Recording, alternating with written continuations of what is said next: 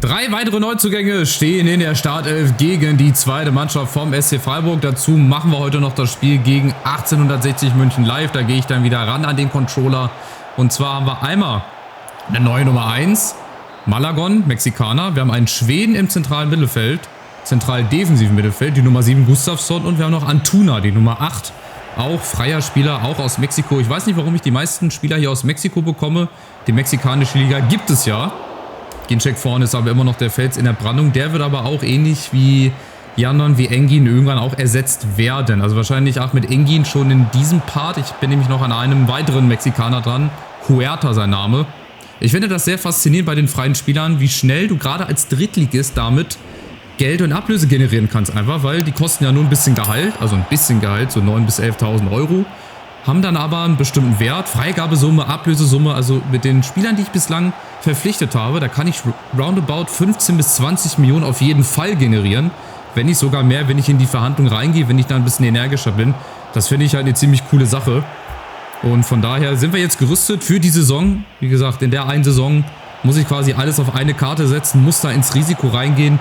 Deswegen auch hier die Aktion mit den freien Spielern. Jetzt kommt aber erstmal Yi Ji-han für die zweite Mannschaft vom SC Freiburg. Ich stelle gleich mal auf Offensiv. Habe ich noch gar nicht gestellt. Ob es was bringt, weiß ich nicht. Aber da darf es natürlich keine Punkte liegen lassen. Und mit dem Kader bin ich natürlich automatisch schon Aufstiegsfavorit, wenn ich hier nur Spieler habe, die eine 74er, 75er Gesamtstärke haben.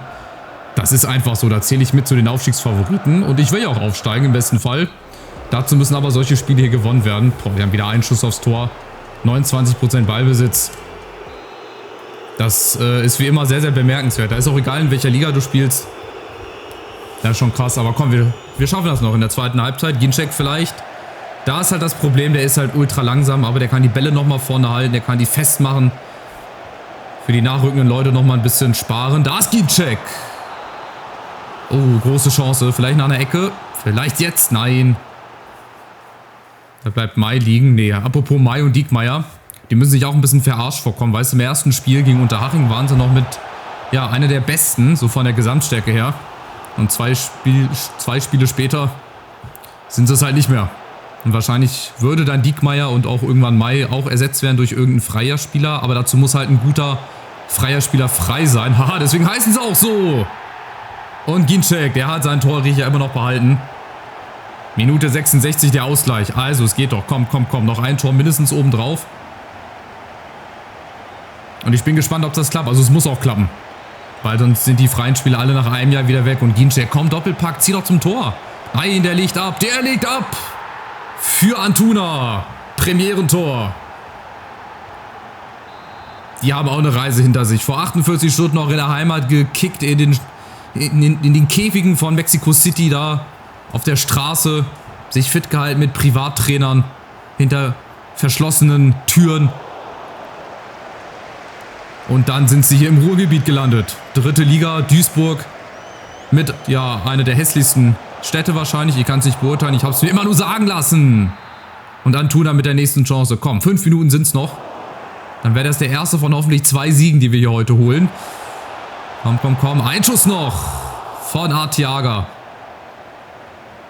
Den Ginczek, der kann schon nicht mehr. Aber der muss noch mal ein bisschen die Reserven raus. Und komm, noch wenige Sekunden. Vielleicht noch mal ein Tor jetzt. Egal wer. Schieß irgendeiner. Engin. Einer seiner letzten Schüsse vielleicht. Wenn dann Huerta da ist, dann ist für ihn auch erstmal Sense mit der Starthilfe. Also 13 Schüsse. Das ist ein absoluter Witz. Dass wir hier nur 2-1 gewonnen haben. Das ist echt krass. Das ist schon quasi zu wenig. Und das ist unser nächster Gegner. 1860 München. Verloren gegen Dresden. Die natürlich auch zum Favoritenkreis gehören. Wie viele andere Mannschaften auch. Das hatte ich mir nämlich schon fast gedacht. Ich habe ein bisschen zu wenig Gehalt geboten. Ich habe jetzt aber die Hoffnung, dass wir diese Spieler, die ich auf die Transferliste gesetzt habe, wie zum Beispiel Marvin Baccalords, Marvin Sänger, dass wir die verkauft bekommen. Und dass Huerta dann noch nicht abgesagt hat. Dass wir also rechtzeitig Geld bekommen. Jetzt werden wahrscheinlich hier die Angebote auch für Sänger reinfliegen. Heißt ja auch Marvin. Wir haben hier nur Marvins in der Mannschaft. Was soll das denn? Zu Zitadella.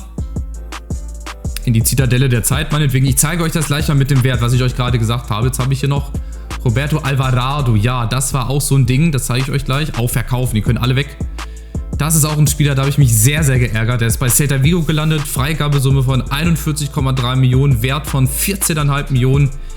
Ach, der für die rechte Seite. Dann Huerta noch mit dazu. Ich weiß nicht, ob der ZOM spielen kann. Boah, die Offensive. Muah. Für die dritte Liga, da können sich alle gehackt legen. Schade. Wir werden aber auch so ein bisschen Umsatz dann machen, wenn wir die Spieler verkaufen.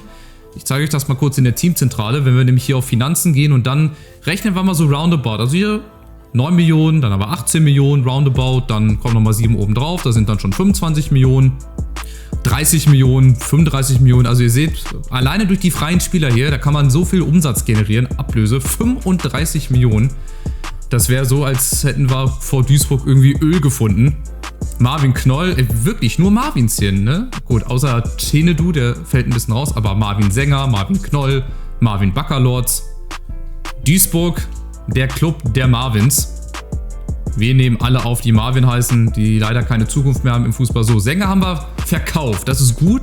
Heißt, ich könnte jetzt Huerta perfekt machen und den könnte ich dann gegen 1860 schon spielen lassen. Hier Zitadella, Marvin Sänger. Gibt wahrscheinlich eine richtig gute Bewertung. Komm, Preisbewertung von, ja natürlich A hier, zack. Da sind wir aber noch gut besetzt. Der Mann ist weg, das heißt ein anderer könnte jetzt im Umkehrschluss Huerta. Geht das jetzt? Jetzt geht's. Angebot annehmen, Huerta, ich hoffe. Ja, da ist er, also neuer Mann. Der Lockenkopf, Cesar Huerta, ein Name wie ein Gedicht. Die David Luiz Gedächtnisfrisur und natürlich auch hier Preisbewertung A. Das hast du immer bei einem freien Spieler. Und dann rauf auf eine 74, okay. Ich dachte, der hat eine 76. Aber gut, die 1, 2 Stärken, auf die kommt es jetzt auch nicht mehr an. So, dann haben wir für Braune auch hier Transferangebot. Zack. Heißt der auch Marvin? Nein, aber auch mit M. Maximilian. Zack, der kann auch weg. Da kann ich mir dann vielleicht nochmal einen zweiten Keeper holen oder Müller. Der reicht eigentlich. Also ihr seht, wir haben ja ganz schön viel zu tun. Wir kommen hier gar nicht mal zum Atmen. So, Huerta, der spielt genau rechts. Der sollte eigentlich links spielen. Dann machen wir mal so. Huerta, linke Seite. Wofür auch eigentlich vorgesehen war. Dann Antuna. Das ist eine richtig, richtig geile linke Seite hier. Rechte Seite Antuna, Fröde. Das passt. Janda, Ginczek vorne. Der ab und zu mal ein bisschen mehr unter das Sauerstoffzelt muss als ein anderer. Aber wir machen das. Also, Sieg gegen 60 wäre richtig, richtig genial. Dann wären wir wieder Tabellenführer. Würden Dresden da vom Thron stoßen. Und dann gehen wir rein. Und hoffen natürlich auf den Sieg. So, dann Ring und Manege frei für das Duell Zebras gegen Löwen. Beiden Tieren möchte ich in der Wildnis nicht unbedingt begegnen, weil ich glaube auch ein Zebra, das macht dich platt, wenn es möchte. Und hoffentlich machen wir heute hier die Löwen platt. In unserem modifizierten Stadion hier an der Wedau. Der Meidericher SV. Ich habe mir vor ein paar Tagen oder ich glaube sogar heute oder gestern nochmal so alte Videos angeguckt von früher, als der MSV Duisburg ins Pokalfinale eingezogen ist. Halbfinale damals, das ist ein echter Fiebertraum, gegen Energie Cottbus. Duisburg gegen Energie Cottbus war mal ein Halbfinale. Möchte man nicht meinen, ist aber so. So, und vielleicht gehen wir jetzt hier schon früh in Führung. Vorteil, Janda, Gustafsson, oben haben wir Huerta. Die neue Nummer 9, Rücknummer muss ich da nochmal ein bisschen anpassen natürlich. Fröde.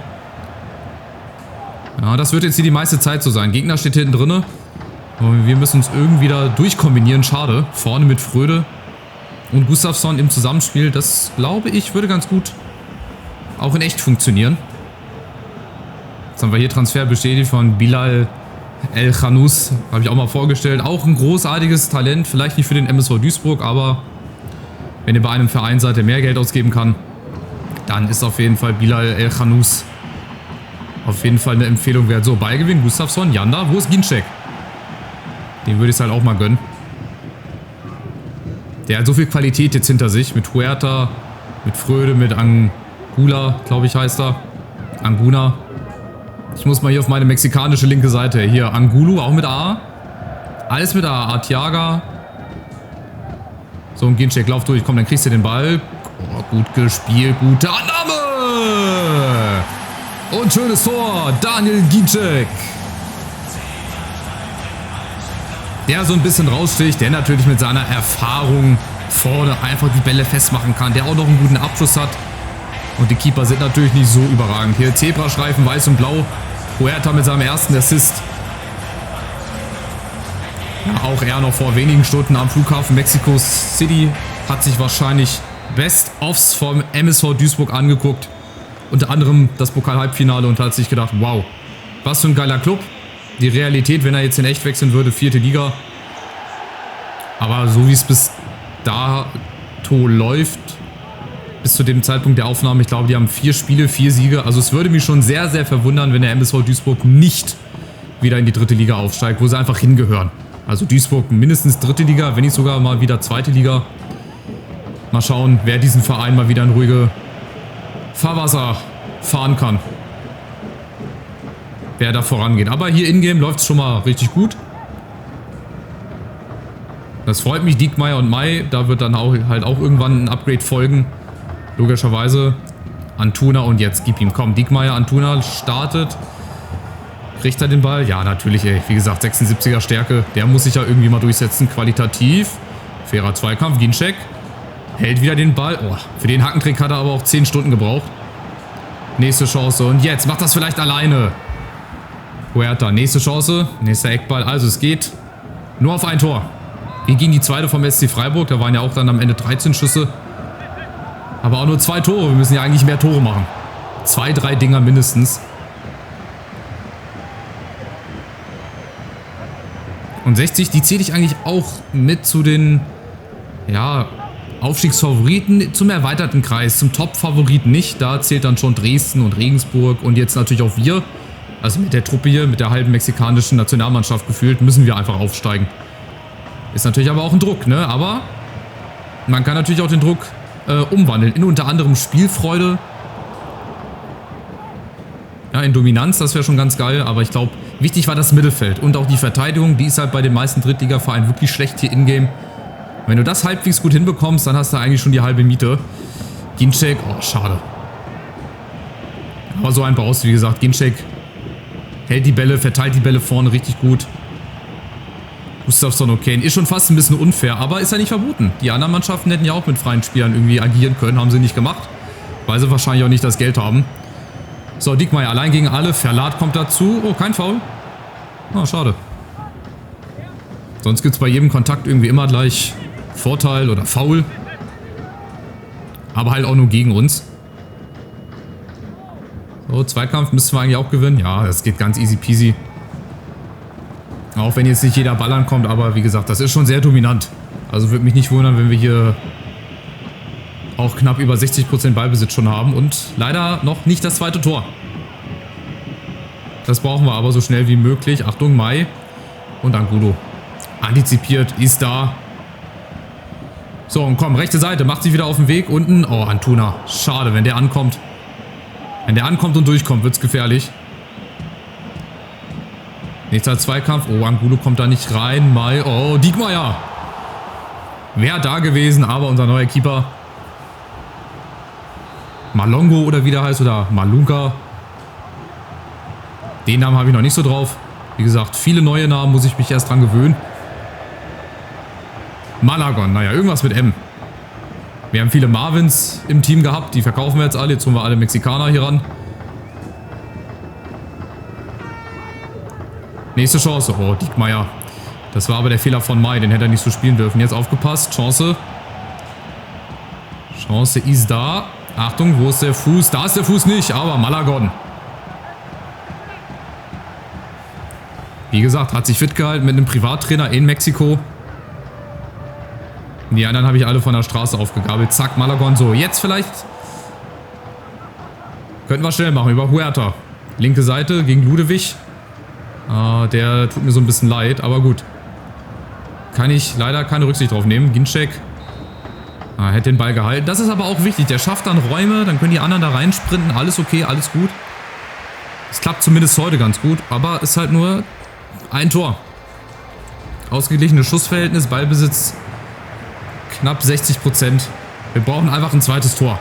Wir können uns nicht immer darauf verlassen, dass hier ein Tor reicht oder 2 Tore. Janda, jetzt schöner Ball hinter die Abwehr bei Antuna. Die laufen auch alle gegen den Gegenspieler. Lauft doch einfach um ihn herum. Ich dachte, die Mexikaner sind ein bisschen schlauer, was das betrifft, aber anscheinend auch nicht. Macht irgendwie jeder. So, Gustafsson dazwischen. Zack, steht richtig. Huerta. Hier, Ginczek wieder. Ball gewonnen. Arteaga. Ja, oh, das sieht richtig gut aus. Nach Fußball. Huerta. Und fällt der rein? Nein, schade. Aber die Lücken werden sich ergeben. Das ist jetzt nur noch eine Frage der Zeit, bis hier das zweite Tor fällt. So ist der Plan auf jeden Fall. Gustafsson mit der Ecke. Mal gucken, ob der beste Schütze ist. Fröde abgefälscht. Ginczek. Mai und Janda, der da hin muss. Nankashi. Arteaga, komm, mit der Grätsche, jawohl. Arteaga heißt er nicht. Arteaga. Mai ist wieder da. Macht die Sache gut. Hat ja auch Angulo neben sich. Da kann er sich schon mal einiges abschauen. Gustafsson. Wie gesagt, es klappt nicht alles, aber dadurch, dass wir schon alleine vorne pressen, dass wir vorne drauf gehen, schon alleine das bringt die normalerweise in Bredouille. Aber Rieder hier, der macht hier Iniesta, Xavi 2.0 und da gibt's Freistoß. Das wundert mich wirklich. Obwohl eigentlich nicht, weil es wird heutzutage jeder Zweikampf, zumindest hier in-game, abgepfiffen. Hier wird nichts mehr laufen gelassen. So, nächste Chance, Huerta. Und mit Arteaga, Gustafsson leider im Abseits, aber komm, Arteaga ist doch schneller als Starke, Junge, das willst du mir doch nicht erzählen.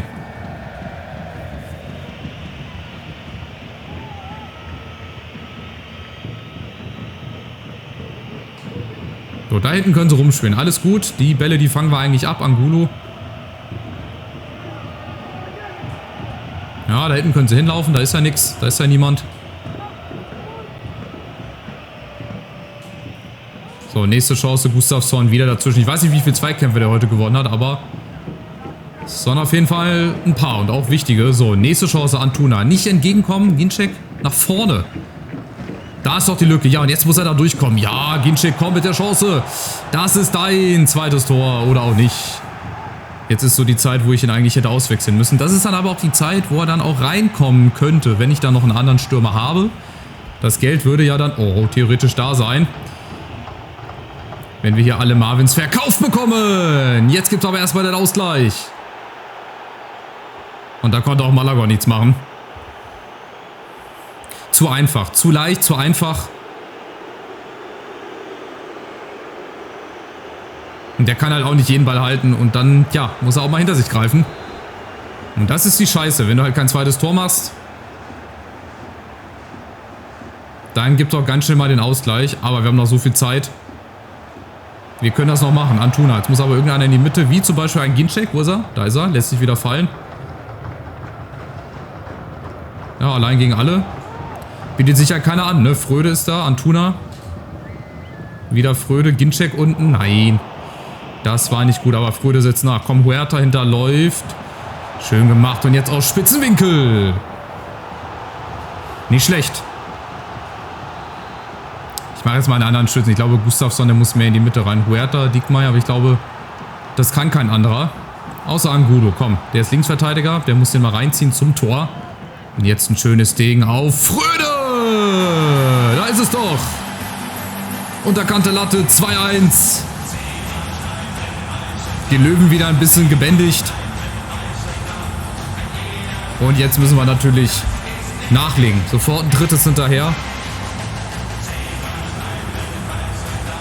Schön gemacht. Und endlich klappt das mal wieder. Schöne Ecke, groß gewachsen. Zack. Und Fröde, der hat sich das auch verdient. Der macht auch ein richtig gutes Spiel. Einer der besten, soll im Mittelfeld natürlich während der Saison die Stütze neben Gustafsson sein.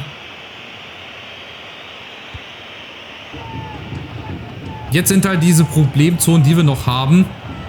Auch die Verteidigung natürlich, Rechtsverteidiger. Rechte Seite mit Mai und mit Diekmeyer ist halt einfach so. Und vorne im Sturm, da hätte ich halt auch noch gerne einen Ersatz für Ginczek und Ginczek dann auf die Bank. Ginczek, den kann ich dann für die letzten Minuten mal einwechseln. Wenn ich wirklich einen brauche, der vorne die Bälle hält, der das Ganze ein bisschen ruhiger macht, der könnte dann nochmal solche Sprints hier anziehen. Ginczek gegen Verlat, ihr seht Ginczek, der ist platt. Der ist am Arsch, ey. Aber er setzt nach, zack. Die Zeit spielt für uns, sehr schön. Und wir haben den Ball über Janda und da läuft Antuna durch.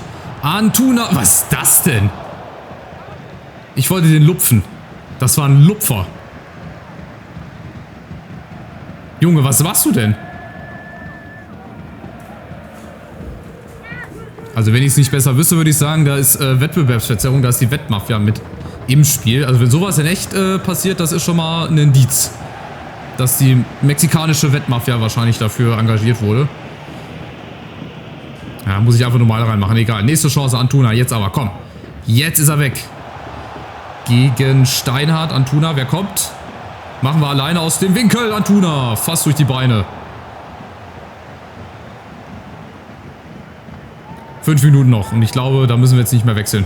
Da kann ich jetzt auch Ginczek drinnen lassen. Das würde jetzt nicht mehr viel bringen. Wir haben aber Diekmeyer nochmal mit vorne. Janda, vielleicht nochmal einen Schlenzer. Gustafsson hier zum Abschluss. Ist niemand da. Oben, da ist Fröde. Warum der jetzt Rechtsverteidiger spielt, weiß ich nicht. Wahrscheinlich um Verwirrung zu stiften. Hat auf jeden Fall geklappt. Diekmeyer spielt auch nicht mehr. Hä, was ist das denn? Achso, wir kriegen Freistoß. Hä, was war das denn? Alle bleiben stehen. Ich kriege den Spieler nicht gewechselt. Alles klar. Ganz, ganz wilde Sachen, was hier passieren. Die hier passieren in der 3. Liga. Das kannst du dir nicht ausdenken. Ginczek, der läuft wirklich schon mehr als auf Reserve.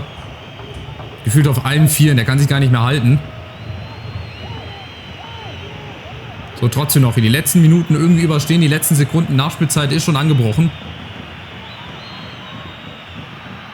Das sollte doch jetzt hoffentlich reichen, oder? Für den Sieg hier, für den zweiten Sieg. Jawohl, Gustafsson gewinnt nochmal einen Ball und dann ist es passiert. Der zweite Sieg im zweiten Spiel gegen Freiburg 2 und jetzt auch gegen 1860. Heißt also, wir sind wieder Tabellenführer. Und wir machen jetzt gleich nochmal einen kurzen Ausblick auf die nächsten Parts, was wir so simulieren und was ich dann auch mal wieder als Live-Begegnung spiele. Saarbrücken unentschieden, Halle unentschieden, das ist gut. Wenn sich viele Mannschaften die Punkte gegenseitig nehmen, ist das eigentlich ein perfektes Spiel oder ein perfekter Spieltag für uns. Ein gutes Indiz dafür, dass ja, wir uns dann auch oben festsetzen mit 12 Punkten. Also eine weiße Weste bis auf die Gegentore, die 2, die tun so ein bisschen weh, aber wichtig ist der Vorsprung auf Platz 3 gegen Erzgebirge Aue stand jetzt auf Erzgebirge Aue, weil Relegation will ich eigentlich nicht spielen. Da habe ich eigentlich keinen Bock drauf. So, nächster Verkauf. Halt gegen den Drittletzten aus der 2. Liga sind wir dann halt trotzdem auch nochmal unterlegener, obwohl wir halt so viele Leute jetzt halt hier im Verein haben, die eine Mitte 70er Gesamtstärke haben. Shinedo Ikene auch weg. Zack, auch ein guter Transfer. Und jetzt werde ich mich halt offscreen nochmal umgucken nach einem besseren Stürmer. Knoll haben wir auch verkauft, also das Geld ist ja da, um die Spieler dann zu leihen oder beziehungsweise dann zu verpflichten. Vielleicht gelingt mir auch nochmal eine Leihe. Mal gucken, vielleicht von einem unterklassigen von einem schlechteren Zweitligaverein und Maximilian Braune im gleichen Atemzug auch verkauft. Also wir haben nochmal richtig Meter gemacht in Sachen Finanzen. Gucken wir gerade nochmal drauf hier. Alle verkauft. Haben wir auch nochmal rund 2 Millionen Umsatz wahrscheinlich gemacht. 2 Millionen. Genau, haben jetzt wieder 2 Millionen Budget. Und dann, ja, fehlt es halt im Sturm vorne. Das ist jetzt die nächste Position, die ich in Angriff nehmen werde. Und dann müsste ich eigentlich auch May und Diekmeyer. Müsste ich Diekmeyer auf die Bank tun, May auf die Bank. Dann müsste ich da auch eigentlich nochmal 2 gestandenere oder bessere Innenverteidiger holen. Das werde ich aber alles offscreen mal begutachten. Kurz vor der bevor das Transferfenster zumacht. Eigentlich ist das egal, weil wir können freie Spieler immer verpflichten. So, genau, wir wollen noch mal gucken hier mit euch zusammen, was wir jetzt machen. So, ich würde sagen, Sandhausen, Regensburg und Ferl. Wobei Sandhausen würde ich... Ne, Regensburg, das könnten wir spielen. Dann mache ich das wie in diesem Part. Sandhausen simulieren wir, Regensburg spielen wir und dann machen wir ein bisschen Simulation gegen Ferl, gegen Dortmund 2, gegen Viktoria Köln und Lübeck. Die beiden nächsten Spiele, die könnte ich dann, oder die Spiele könnte ich dann auch nochmal spielen, weil Aue, die werden wahrscheinlich auch dann noch oben stehen. Dresden würde ich spielen, Ingolstadt auch. Dann könnte ich wieder Mannheim simulieren und Bielefeld spielen. Die würde ich vielleicht dann auch noch mit der Simulation mitnehmen. Gut, also ich werde es überlegen. 2 Ziele, noch ein Stürmer und wenn ich die Verteidigung auf der rechten Seite auch noch hinkriege, wäre das spitzenmäßig.